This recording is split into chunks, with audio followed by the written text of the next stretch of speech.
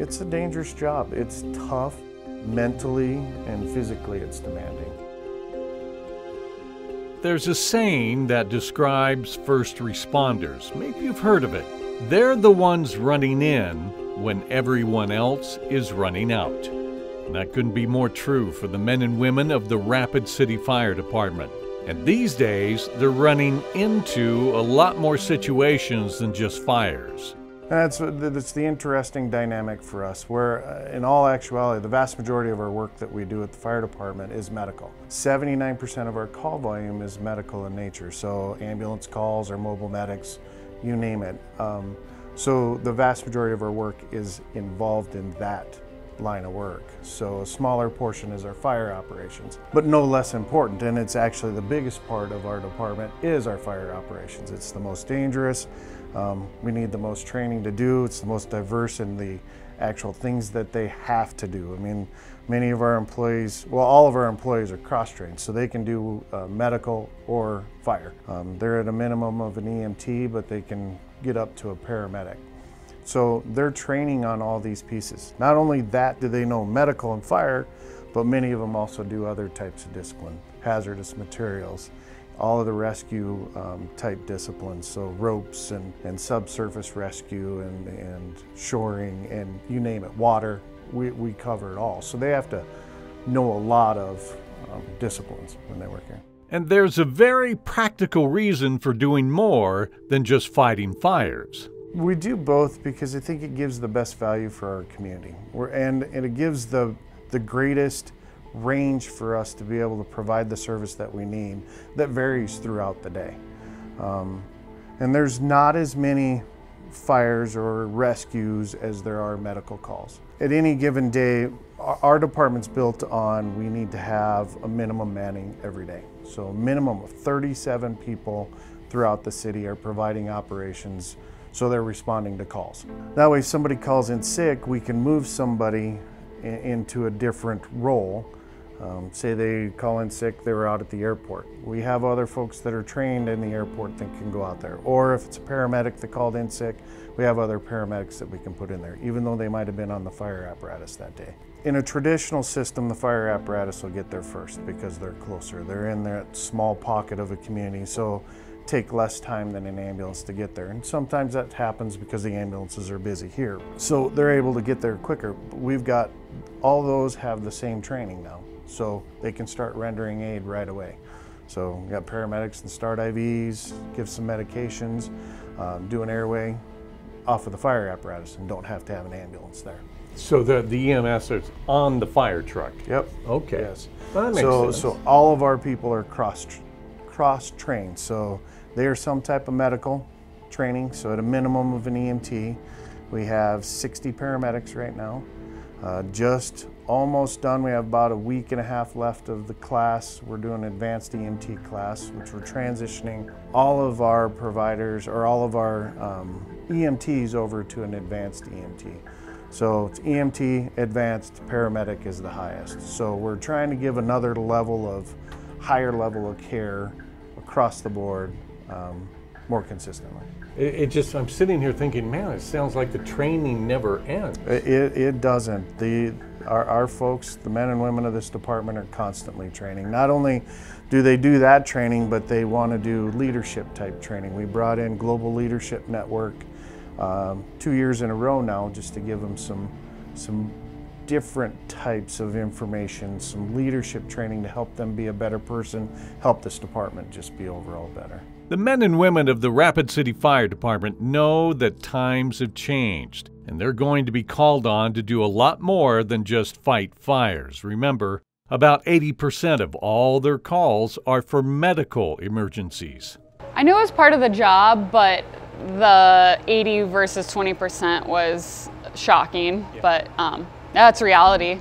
That's what we're turning to. It's so much EMS, and we still focus and train hard on all the firefighter side, but we try to, balance it and keep the training up on all sides. And then you have other stations who focus on not only fire and EMS, there's hazmat, light rescue, heavy rescue, it's not just fire and EMS too, it's rescue, all type of stuff. So constantly training and Was there ever a moment you're thinking to yourself, wait a minute, I wanted to be a firefighter, not a paramedic, you know? Everyone hits that thought process at some point within their career, but just knowing the dynamics of the world right now, most things are getting safer on the fire side. There's a lot of precautions and things that they're going through in buildings that making things a lot safer for us as a firefighter. Obviously accidents happen, so fire happens. On the EMS medical side, that's always happening right now. Some people are getting healthier, some people are not. So it's just a game of, you know, who we're running on every single day. It seems to be a whole lot more than what you think. When you're actually running an ambulance, it feels like a whole lot every single day, day in, day out, but that's what we train for. So we signed up for this job to serve the community, whether it's within EMS or fire or rescue, hazmat, the whole gamut. That's what we signed up for. So we're training, we're ready for basically anything that comes through within the city limits.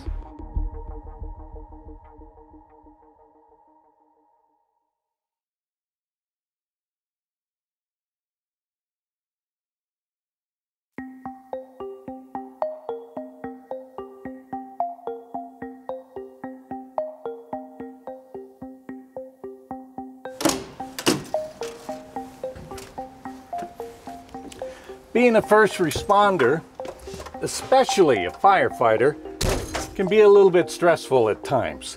I mean, think about it. The alarm goes off, your adrenaline starts pumping, and you have to go out there on nearly a daily basis and put your life on the line. Sometimes lives are saved, and yes, sometimes they're lost. It can all be a little bit overwhelming. It weighs less heavy on me than it does my family, really? Especially my wife. This is what we do. When the tones go off and we're asked to go to work, I don't even think twice about it. It is, I'm going to work. This is what I'm supposed to do. And I knew early on that this was what I wanted to do. My dad was a volunteer firefighter, so he gave back to the community. My mom was a teacher, so she was a public servant, and then my brother got into this line of work. He was a firefighter, he's a captain with this department. So I always knew that I wanted to do this. And so I think the vast majority of our folks feel the same way. When the tones go off, there's a structure fire, there's something catastrophic that happens. They just go into the mode that they need to take care of that job, and they need to help whoever it is, despite what risks we're taking in our own lives. So.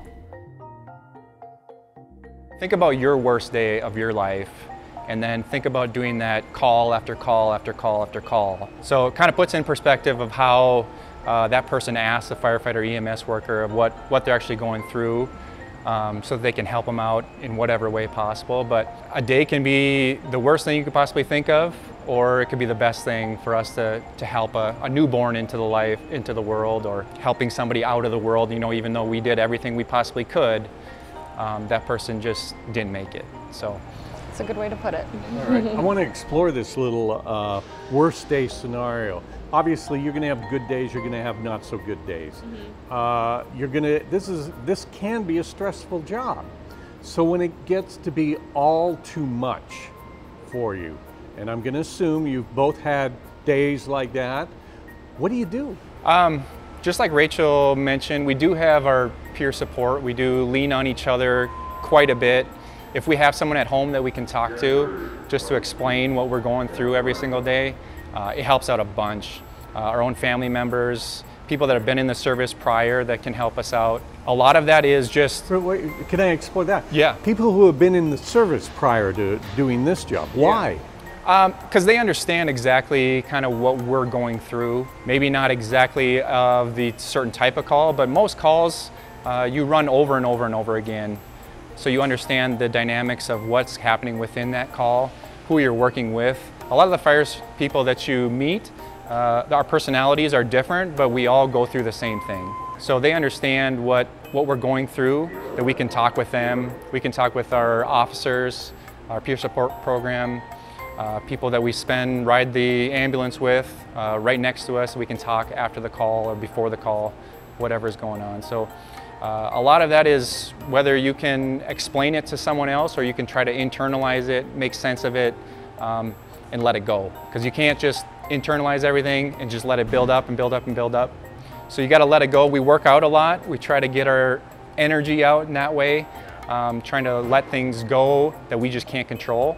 And we know that, and the sooner that we can understand that we can't control everything in the world, the better our days and years of service will be. When it comes to dealing with work-related stress, a little animal therapy can help as well. And that's where Dexter comes in. It's his job to make sure everyone at the station has a smile on their face. He's just a great help for us here, and he started coming with me because of I was reading through the journals about how animals help first responders in dealing with the trauma that we see. So he was kind of the first try at that, and I think he's been a success. Stress or no stress, good days or not so good days, the Rapid City area continues to grow, and it's up to the Rapid City Fire Department to meet that challenge. In the fire service in general, we're going to be taxed to the nth degree. We're going to be pushed, and you're not going to hear a whole lot of firefighters that are going to complain until it's the absolute, I'm stretched the most I possibly can. So we're ready. We know that our officers and our chiefs, they're looking out for us. They're planning for the future. They've got things in store for us to make things better, help the community grow. So I would say, yeah, we're ready for whatever happens, but at the same time, you know, it's always just a what if game. What if this happens? We're always playing that game either in our heads or on paper and on the officer side. So we've taken steps over the course of the last 5 years, I suppose, to make some real changes in how we approach our job. Going after what we really need to go after. What are the call types that we're having to deal with? We're bringing in data specialists to help us look at where we need to put the next station, where we need to really focus all of our efforts into. Some of the things we've done since I've been chief, especially, well, backing up to when I was even medical ops chief, we got the mobile medic program. So we recognize that we have a fairly high volume of calls that don't necessarily need to go to the emergency room. They have some other nexus, so social medicine problems. So we instituted the mobile medic program, which really focuses in on that low level, not really a medical call that needs to go to the emergency room. So that's helped.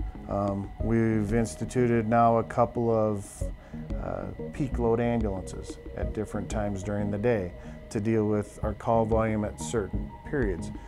In the past, we've always thought about this operation as it's a 24-hour operations, but all of our employees are 24 hours. Now we're taking them and putting them in place for 8, 10, 12 hours just to deal with that very specific time frame that's high volume. But regardless, this community is starting to expand out, and where our stations are located have done really well with responding appropriately and making sure we're providing the same level of service throughout the community.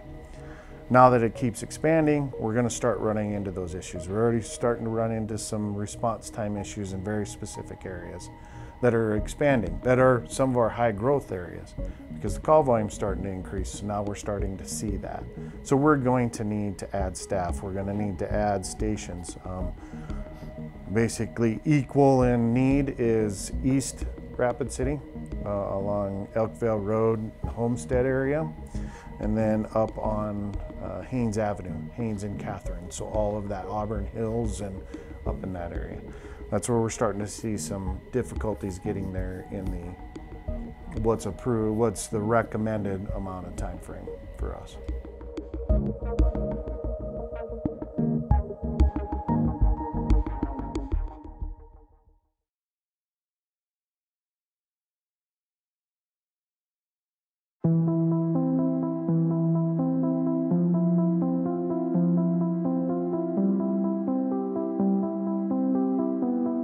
In talking with Chief Culberson and the other members of the Rapid City Fire Department, there's one word that keeps coming up, and that word is family. This is a family. It's our second family. Our crews do 24 on and 48 off. Sometimes they spend more time with this family than they do their own family. As you work 24 on and then you'll have 48 hours off. and then it just rotates like that throughout the year. So you spend a lot of time together. It's not like a traditional family where you both go to work at 8 o'clock in the morning, leave, don't see each other until the evening, come home. No, these men and women are together. They're working, they're training, they're learning, they're responding to calls all day long and all night. You have to have that very much, the camaraderie and the tightness and the brotherhood and sisterhood of the fire department. That's what you'll hear quite a bit. And yeah, it's 100% a family here. And if you look at the dynamic, especially of Station 1, well, all the substations are that way too, but they eat together. And you saw our dorm room as of right now, they sleep in the same room together. So it is, yes, very much a family here. I think it's great. It's like having 150 big brothers that I never asked for, but that could be a bad thing. But they take, you know, they always have your back, and we work great together. It's fun. We teach them how to do different things, and they teach us some stuff too. So it's just a great dynamic. I feel like one of the boys most of the time, anyways. Yeah, it's a family atmosphere that the department has put together. Coming on shift, I mean, we really don't see male, female. It's everyone's going to come here, do their job. We're going to take care of the community no matter what. So everyone's got their strengths and weaknesses, and once we come together, it's at the end of the day, we really don't see the male-female aspect of things. You know, like Danny said earlier, we're a big family, and it's pretty easy to pick up on different personalities when they're having a bad day. So just pulling them aside and talking to them. We also have a peer support group here for the fire department with trained individuals. If somebody's having an extra bad day, they can, you know, go talk to them, and we can get them to the right resources. But it's pretty easy to pick up when somebody's not on there, you know, not being Johnny on the spot, and we usually take care of it really quick and just a good conversation and see what's going on, because we do have lives outside of this and family and stuff like that. So, you know, bad calls. So it's easy to get down, but I think we are really good about picking each other up, and so we can be the best. How do you deal with the different personalities? I mean, I'm not going to believe you if you say, oh, we get along great all the time. Just like your family, I mean, we spend a third of our lives at this department. The rest of the time is hopefully at home with our own families, but a third of our lives are spent here, so we get to know our coworkers pretty well. We get to know the tics that they have, whether it's good or bad, whether we're going to be picking on somebody or just joking around, having fun. So understanding how people work is probably almost half the battle of just understanding who we're working with, and then who we're working with out on the streets or in their own homes, understanding their personalities and how their day is going. Just the same, talking to a patient, we're talking to our own coworkers to see how their day is going. If something's not really working up to 100% for them, we know that, hey, why don't you step aside for this one, take a breather, I'll take care of it. So whether I need help or someone else needs help, I can step up for them, they can step up for me. Just like we said, we can go home at the end of the day, enjoy our lives, come back in 3 days and take care of what needs to be done. Having a family at work is one thing, but you can't forget about your family at home. They're the ones that support you. They're the ones that get you and what you do for a living. Well, every day is the best day because we have the best job in the world. Okay. But really? Don't tell the cops that. Yeah. I'd say the best day is just when you come to work, everybody works together, you're successful in all of your calls. I work a lot with the unhoused population and frequent callers, so if we can get them the resources they need and they're successful for that next step of life, it's a good day. But usually the best day is when everybody gets to go home safe and to their family. Sure. So. Family life is always difficult with this kind of work. We see and do things that are hard to see and understand and do. We're willing to put our lives on the line, and that always is in the back of everybody's mind when they do that. You know, you go into a structure fire and you don't know what you're going to get, or you go to a sick kid, which are the worst calls ever, anything to do with children. And so these are things that they have to deal with every day. And it's hard to translate that to your family life. My wife and I, many conversations, and we both learned on how to deal with it over the course of the time. It's stressful, it's difficult. There's times that I'd work 48 hours straight and not be home, and we had 3 little kids. And so she was left having to deal with all of that. It's not easy whatsoever. Has there ever been a moment where something has happened in your activities during the day and it just, I mean, we're talking horrific activities, and she obviously can tell something's wrong, something's eating at you there. Has there ever been a time where you just said, look, I got to process this there. Give me some time to process. And that's where we've gotten to, is that she does know that. It's a lot less now. It's a different kind of stress for me now. But she knows that she'll just ask if everything's okay, and then just tell her, well, I'm fine. And she knows we got the cues down now, that she knows when to not push too hard. But yeah, she's gotten, you talk about the worst calls, and some of those, not what you would think. Mine were always the kids, little babies, but I will never forget one of the first ones I went on. My son was about a month old, and I went on my first SIDS. And most difficult thing, I got all done with that call at 2 o'clock in the morning, and I called my wife, and that was almost pre-cell phone. Dating myself a little bit there, but calling her on the phone, and she was obviously concerned her at that point, but she's learned over time, and that's the biggest thing for these families and these young families. When they're in Recruit Academy now, we arm them with a lot of information. We actually even bring in their families in and have a couple nights where they get to talk and understand, help them understand. They'll never understand unless they did the job, but help them understand what your spouse is going through that's responding to these calls, and arm them with some mechanisms that they can help in understanding. And most of it's understanding that I might need a little bit of space for a few minutes, or when do I actually really need the help. Here's to all the men and women who make the choice to run in while the rest of us run out. We salute you here in West 605.